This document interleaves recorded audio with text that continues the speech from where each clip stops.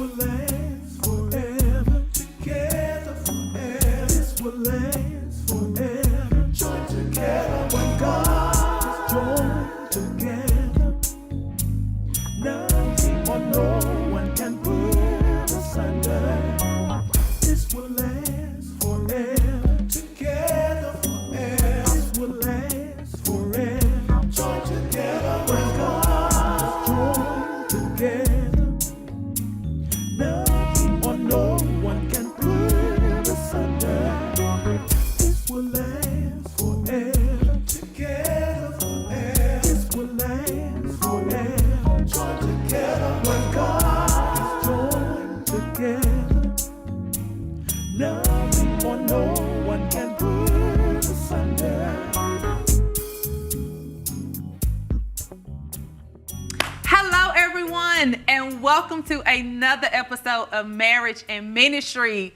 Thank you so much for joining us. Listen, go ahead and like, share it, and we want to see comments in the comment section. I want to know what you think about what we're talking about. I want to know how you're feeling. And go ahead and also put you and your spouse's name and your anniversary date. We want to be praying for your marriage as well. I'm excited about my show today. I have two people who I know you'll love, and we'll learn a lot for them. Not because they're like the smartest people on the planet, but because they're already laughing. They like to share their insight and encourage others, not only with their relationships, with their professions, with their gifts and talents. And so I know that you're going to glean a lot from my guest today. I have Malcolm and Yolanda Logan with me. Listen, go ahead and help me welcome them. I should see clapping hand emojis, woohoo, celebration emojis. And so Malcolm and Yolanda, thank you for joining me today. You're welcome. Thanks for the invite. And so do you all know why I invited you? Why I wanted you on the show? Because you ran out of couples. I told y'all they're going to keep us entertained. No, it's because I admire you both as individuals and as a couple. Now, our girls are same age and running some of the same circles. So I'll be zooming past you all, right, leaving, going, or asking you to grab one of my children on the way, right? Because all the time. I can't get. You'd have to emphasize that all the time, Yolanda. But so I know profession, marriage, family, balancing all of that. You kind of have the same workings, that Jason and I have to figure it out. But then you all serve so diligently in the church. And you do it with a smile. Malcolm has made us laugh twice already, and the show just started. And so I'm hoping that people can glean from your relationship and can glean from your counsel, no pun intended, because Malcolm is a lawyer, your counsel on marriage, and no official counsel, but just through our conversation. Sure. So let the people know, how did y'all meet? Like, when did it start? How long you been married? Who threw the first shot? How did it go? I'll go first. Okay. We met in 1996 in college. I was a senior at UNC Chapel Hill. Yolanda was a junior at ECU. And we met at a mixer between my chapter of Alpha Phi Alpha and her chapter of Alpha Kappa Alpha at a party. And she shot her shot. And I knew that was coming. That was the story. How did I know that was going to be the story, especially when he volunteered to tell it first? Right. So. She tends to let me go first. So we got married 3 years later.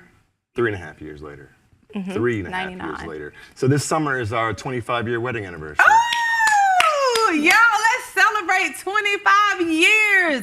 That is awesome. Y'all don't even look 25 years old. Thank you. Thank you. That is so And that's awesome. how old we were when we got married. That's right. So y'all were 25 years old when you got married. You're about to celebrate 25 years That's right. Wow. Yes. And so just what are lessons?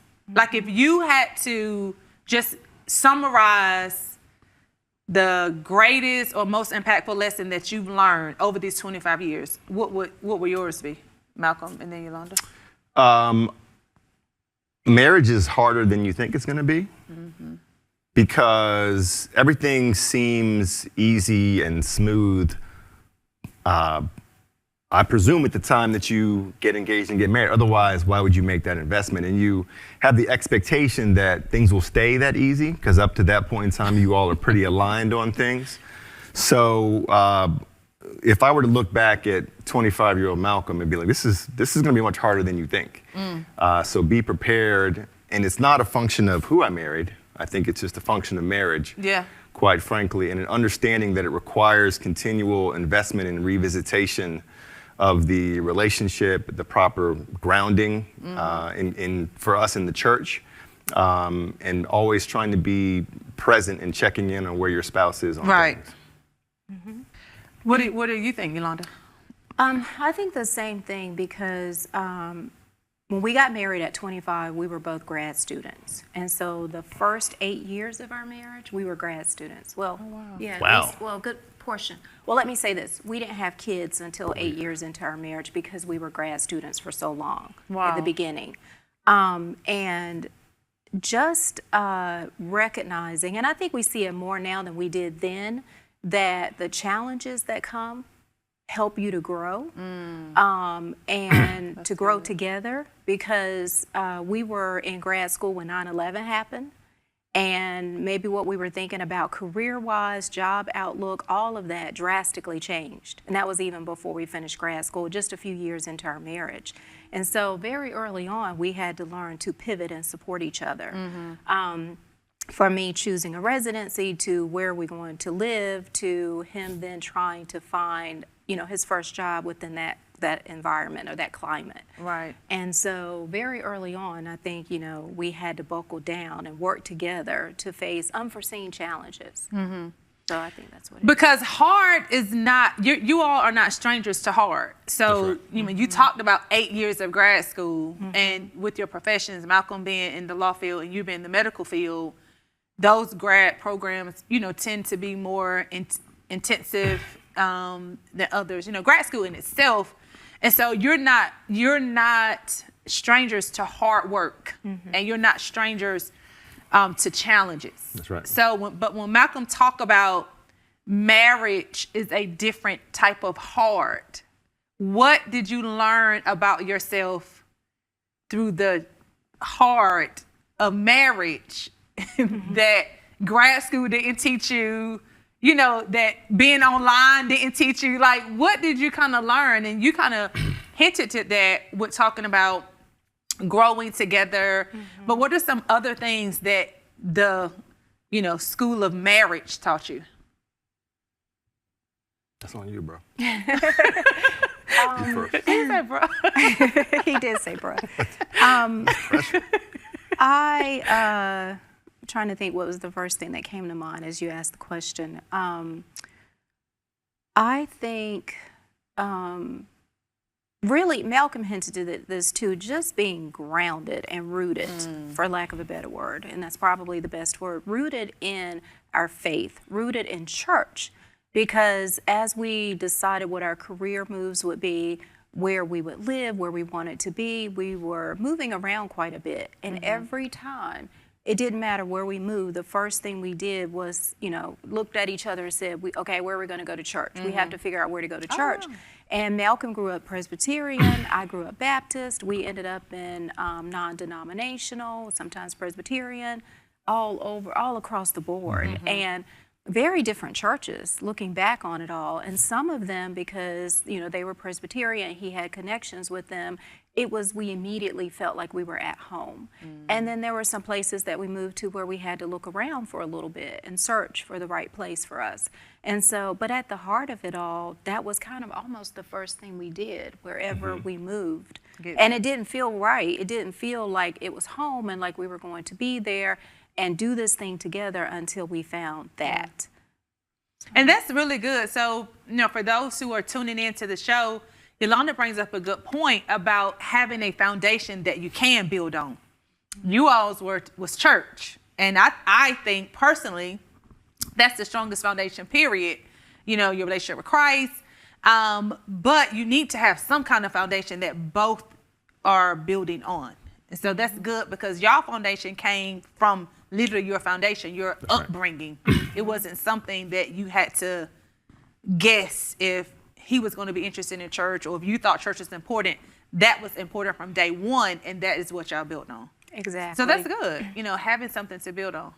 And then also to that point is the examples that were set for us in terms of marriage and relationships. And so as we celebrate our 25th wedding anniversary this year, my parents celebrate their 50th.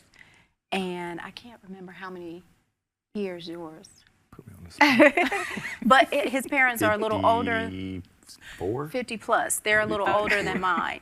And so, but for that reason, we've had great examples of what, marriage can look like, should look like, the ups and the downs. We've seen it all, and we've seen everyone stick it out. Yeah. And that, when you don't have to be concerned about that, it allows you to continue walking through what's new to you. Right. And having that as an example for you. That's good. Malcolm? The thing that I think distinguishes Marriage Hard from other forms is that we are attuned to try to find ways of making ourselves happy and finding those things that bring us gratification. If I'm hungry, I'm gonna go out to the restaurant of my choice and eat what I have an appetite for. In marriage, you have to find happiness in bringing fulfillment to another person. So Yolanda may have an appetite for Mexican on a night that if I was eating by myself, I'd go get Thai food. So it's the sacrifice that you have to make to step outside of yourself, that you don't really have that sort of challenge you may get an assignment at work that you're not tuned to, but presumably you have a job that you applied for because you're interested in that field. Right. You took the classes in areas that interest you. But marriage puts you in a position to have to find gratification and make investments in things that you're not naturally inclined to do. TV shows you may not want to watch, trips you may not want to go to, family reunions you may not want to sit through, whatever the case might be. Well, I just feel like he has examples and scenarios running through his head. I'm just running through some things. How to get that off my chest. The point is that is distinguishable from other areas of your life because you have to do things in service to someone else. Right. And ultimately in service to Christ. So that's kind of why it goes back to her point. Right. And that is a good point. And marriage takes sacrifice. And a lot of times we don't mind sacrificing when we see how we're going to benefit from it. Like you sacrifice in grad school because you're going to get a degree and it's going to land you a good job.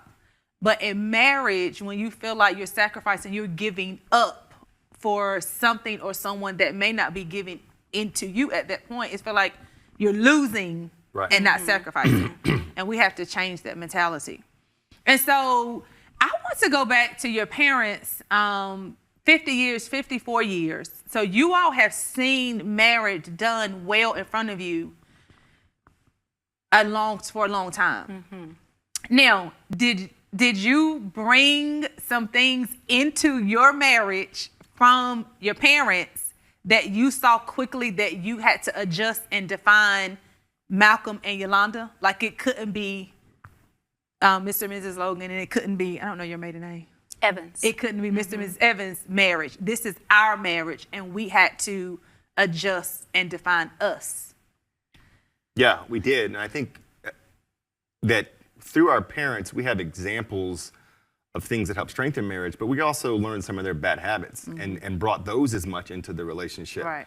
Saw the ways that they communicate with one another or did not communicate, the way that they assign responsibilities in the home, the way that they parented children. So it wasn't just kind of the positive takeaways. There may have been some things that some negative characteristics and behaviors that we experienced and absorbed and thought that it was normal or that it was going to work in our relationship. In general, I would say that you just have to navigate what's best for your circumstances. It is not uncommon where we will be parenting our children, and Yolanda will refer back to how she was raised, and I said, okay, but this is 2024. Right. These kids are different nowadays. Very right? different. It's different, It's right? different, You can't right. touch them. They're going to TikTok that you just put them on Right, timeout. So those lessons are good thematically, but we have to live it out in different ways. So that's more of the kind of the detail actualization of some of those lessons. But in general, I think it's just good as a guide, but not try to fit yourself into the mold of what worked for another couple. And that's just as true as anybody who's been on this stage with you. You know, Yeah. what works for them may not work for every situation, but hopefully there's some things you can take away from it. Right. And then one That's thing so to add to that is, as much as we took things away from our parents, maybe from an individual perspective of who we are, our parents were also phenomenal at letting us have our space That's good. to be a couple, to figure things out. And this is a testament to both sets of parents. They never meddled and, never got involved in anything. And it wasn't that they were not always there, always supportive, always present for all the big moments. But at the same time, they always let us do us. That's good. Let us be the couple that we were destined to be, and they gave us our space always. That's good. So y'all don't have the in-law horror stories. That is not your story. No. Because that's good. We are very blessed to have good relationships, and they like each other. Our parents have spent time together. Oh, wow. And they have a good relationship as well, and they support each other, and it is really like one big family. Yes, that's really good. So 8 years pass and you bring children into the mix. And so you add other people to the equation, and you're trying to settle with you two, establish careers, I can imagine. What were some life lessons that you learned from that stage of marriage, of bringing the girls in, and then career-wise, anything that sticks out now that you can encourage the people with? Give yourself some grace That's good. Yeah. when it comes Definitely. to parenting. What I came to appreciate, so how old would that have been when we had children? 30. How old were we? I was maybe 34 when we had Chandler. That feels right. Is just because I remember when I was a child, I thought my parents were so like mature and like understood, had it all figured out, and I was like, they didn't know what they were doing. Right. They were younger than we were, and they also didn't have a manual, and the things that we were exposed to, both good and bad, they had never seen before. So it seemed like they had all the answers, and understanding that they didn't, but that wasn't transparent to me, gave me some patience with myself in terms of my experience with my children, not always feeling like I had to have all the answers, knowing that just providing them with an opportunity to succeed, to feel like they could communicate with us, to help them develop a relationship with Christ, and then build a community around her of people who can support them and pray for them has been really important for us. That's good. Yeah, and especially talking about the first one, having the first child is very early on, I felt, because Malcolm's parents are in Maryland and we were mostly in North Carolina, I would say, but I felt that it was very important that our kids were with their parents who lived away just as much as the local parents, or grandparents, I should say. And so that when we needed our space and our time and we needed to go, get away and do something just for us, that I felt completely comfortable letting Chandler go stay with, my in-laws or her grandparents. And that was one of the most important things. I think we took our first, maybe I can't remember which anniversary it was, but we took our first anniversary trip when she was maybe about 2. And it was really hard for us to be away from her, but at least we felt comfortable doing it. And I think they actually took her to a family reunion. And just the thought that even when she wasn't with us, she was really immersed in Right. family. That's good. So Yeah, that's good. And so, if I gave you all a do-over card, can you think of anything that you would use it on, like it may be a situation, a decision, an event? It could be a family vacation. Like that was a horrible idea to go to the mountains in July, and we all got poison ivy, whatever. Could you think of anything, or you are anything you would probably use it on? You appreciate the lesson learned and whatever happened. Can you think of things, because when Malcolm talked about telling you these kids are different and you can't do that these days, I just imagine him holding your hand back. You got a belt in your hand like you about to test somebody else. Like, you can't. But we learned along the way and was like, oh, if I had a do-over, I would have done X, Y, Z differently. Is there anything? And it doesn't have to be. I think it's mostly, there's things that you may have encountered that you wish hadn't happened or had gone differently, but that has put us in the position that we're in today with what I believe to be a healthy marriage. So there's no development without those trials and tribulations. That's good. Right? I think Pastor said when he was talking about how oysters form pearls, and it's through irritation. And if you don't have that experience, then you don't develop something beautiful. So there's certainly, things that, given the opportunity for a mulligan, we might revisit. But ultimately, this has put us in this place we're in today. Yeah. How many places have y'all lived? 5 or 6. at least 5 or 6.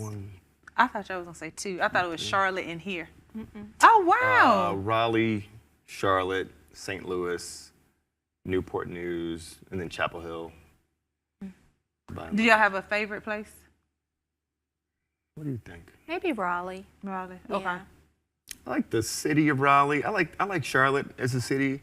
I like the cost of living of Rocky Mount. Yeah. We're a Tabernacle Church. We didn't have that anywhere else. Honestly, that's the sort of thing Right. that you think about now. Right. There are things about each location that we cherish and like. So I think any of them at a different time. Maybe we could do without St. Louis. Yeah, How long did maybe y'all live there? Just a year. a year. Oh, okay. But while we were there, my sister came out to visit and met her husband there. Oh. So we can't do without St. Louis. You can't do No. without St. Louis. No. My car got stolen. We could do without St. Louis. But he got it back. I did. Yeah, you can't do it. It didn't look the same, but he got it back. My sister-in-law brother-in-law. found her the love of her life. And I got 2 nephews out of And we it. have- So yeah, 2 okay. nephews. You can't do without St. Louis. Good That's point. right. Oh, wow. That is so good. So 25 years. What are y'all looking forward to in the next 25 years? So because we got married at 25 and we're celebrating 25, this is the year that we both turned 50. And so I think there's so much that we're beginning to appreciate with that, because I know I remember very vividly celebrating my 40th birthday and to think I'm already here at 50. So I think we think about it a lot in terms of individually what's next, and definitely as a couple in terms of just maybe starting to look towards retirement. And because we did wait a little later to start our family, and so our girls are relatively young for our age. As they reach new milestones and levels of independence, then we can think even more, maybe than ever before, about what does the future look like for us as a couple. And very excited about that. Yeah, I think that's true. Yolanda has always been better for the 2 of us of thinking about what retirement looks like, or, what is the end to which we're working. And as the girls have matured and it's become clearer that they won't be in the home for but so much longer, that has put us in the position to start having more direct conversations about what we want, not just our lives to be like then, but even now, because it's so easy right now for all of your time and all of your conversations and all of your gas and all of your money to be spent doing things with the kids. Yeah. So we've been very intentional about, look, we can't wait for them to be out of the house, to take our trips, to have our conversations, to eat our meals. Like, y'all are grown, stay home. We'll be back. Where you going? We're going out. Yeah. You'll be fine. We can't wait until they're gone to do those sorts of things. So just adding on to her point, being in a position where our time can be more our own as a couple, certainly still, caring for them and nurturing them and supporting them, but not having it dominate our time like it does right now. Right. Are you all finding that you're discovering new things about yourself as you get older? Definitely. I can't run like I used to when I was 40. You can't run like you could I'm a last great week. walker now. But And I still can't keep up with you walking, but yeah, definitely. And that in and of itself, because I think one of the things, we talk about thriving in all areas, right, as a church. And I think, again, because we were a little bit older when we started our family and realizing it even more now, that we always wanted to be fit for them, fit for our kids, to be able to do things with them. And so now it's kind of the balance of, maybe we're not as much as we want to be as fit as we always were, or as we were 10 years ago. It's catching up a little. And so that, looking at that in terms of where the girls are, because they're kind of like, they're soaring now, as they should be. Yeah. And we want to continue soaring with them. So we're definitely learning a lot about ourselves as we age, for sure. Malcolm? I am learning that I have not done a really good job of keeping up with what I like to do. I know what I spend my time doing, mostly work. I know that we are involved in the church and we spend a lot of our time thinking about and doing things for our children. But if I was given a week and a reasonable budget, what would I do with that time? Would I spend it at home working on house projects? Well, that's not really fulfilling. That's how I spend my time now because it's one of my responsibilities in the home. Would I go play golf? Like, I think for me, it's just figuring out what Malcolm likes to do for fun. Instead of what Malcolm feels obligated to do, that he has convinced himself he enjoys doing. Which is everything. Right. I mean, which is. Right. I may become, last weekend I was in Charlotte for a fraternity conference. I still find that fulfilling. I think it's both the community service aspect of it, the altruism of it, the community I have with brothers, the sense of kind of leadership and giving back. But at the same time, it's still not necessarily like me-centered. So for me, it's just kind of figuring out what that is. Is it running? Is it cycling? Is it who knows what, right? It might pick up an instrument or something. But not the male choir. Right. I was about to say, we may have a recruiter for the male choir. And so when I look at both of you, you seem similar. Like you look like, y'all could be brother and sister. You're professional, but I can imagine, or y'all different? Are we different? We're very different. Y'all very different. Yes. Yeah. I think different personalities, but very similar interests. Okay. As he talked about the fraternity and just being very as involved in the community as we can be, and supporting other people. We've always done that through the years. We've had friends to stay with us when they were studying for like a major exam or and when we go to each other with that, we say, hey, I have somebody who really needs this without a question. What can we do to make it happen? Right. And so that we're very similar in. I think we have different personalities. We do enjoy hosting people, both actually physically at our house and then also just being supportive of people. I think we have a similar spirit of generosity. we've been together for so long, though, it's hard to distinguish between what we've just started doing together. Kind of growing into. Because we move through the world in the same ways, but certainly, in social settings, we have a very different way of interacting with people. She's more outgoing than I am, as you can tell. So that's just one example. And I would have thought the opposite. Yes. Oh, okay. All right. Most people do. I would have thought the opposite. But I do want you to spend our last few minutes looking into the camera, and if you were counseling a couple who's having a difficult time right now, all they can focus on their differences. It seems like, coming together as one, growing together as you all. It's kind of been the theme of our discussion today, growing together. What would you tell them? How would you encourage them? I think I would say definitely when you struggle, you have to go back to where it all started, where you fell in love, where the things that made you inseparable. And I think back, there are times I just reflect on just literally I can feel myself at the altar. I can feel what that moment felt like. And just thinking back on that and that commitment, that is what helps, us stay grounded, I think, together. That's good. Yeah, I would say it's important to choose who you spend your time with and around. Build a village of like-minded individuals, people who are pouring into their marriage, people who are going to check you when you're not making smart decisions or good choices, who are going to point you back to the things that Yolanda just spoke to in terms of keeping grounded in your marriage and just being more conscientious about the folks with whom you surround yourself. You may have been close to them for years.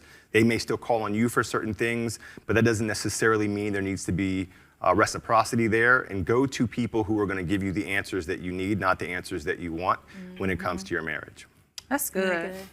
Well, thank you. Look, we're out of time. That went by so quick, but I thank you all for sharing your experience, sharing your counsel with our marriage and ministry audience, because I'm really hoping that people see marriage it should not be like everyone else's, it should be theirs. But you can be encouraged from other people, just like Malcolm talked about, surrounding yourself with people who are going to pour into you, who are going to check you, who are going to hold you accountable. And so thank you all so much. Listen, don't you appreciate the Logans being with us today? Go ahead and let them know in the comments that you appreciate their time. And so I'm going to pray us out, or one of y'all want us to pray for all of the couples who are watching and everybody who's watching, because we found out that we have just as many singles that tune into marriage and ministry than we do married couples, because they want to prepare themselves for marriage. And I just think that is remarkable. That's awesome. And so, we want to cover our audience. So. You got it. Okay. All right. Oh, thank you. Nobody's ever reached out for my hand before, so thank you. Lord, I thank you for our time today. First, I put a holy bubble around the Logans. I thank you for just their transparency, them sharing, encouraging, and we come against any weapon that would try to come against their marriage. I thank you they will grow stronger, and as they celebrate 25 years of marriage, they will have a testimony that their latter years are far greater than their former. And we pray for every couple that's represented by those tuning in, those connected to someone on the stage. And we just pray that your favor will rest on them and that your glory will be evident in their union. We thank you for the institution of marriage. You created that with a purpose. And I pray, God, that as we venture on this journey, as Malcolm and Yolanda both have reminded us, it's a journey that we're ever growing, that we will never outgrow. Help us to be grateful and gracious. We thank you in Jesus' name. Amen. Amen. Thank you all so much. Listen, share this with others, like, comment, post it. We want marriages to be encouraged. Tune in next time to Marriage and Ministry. No one can put us under.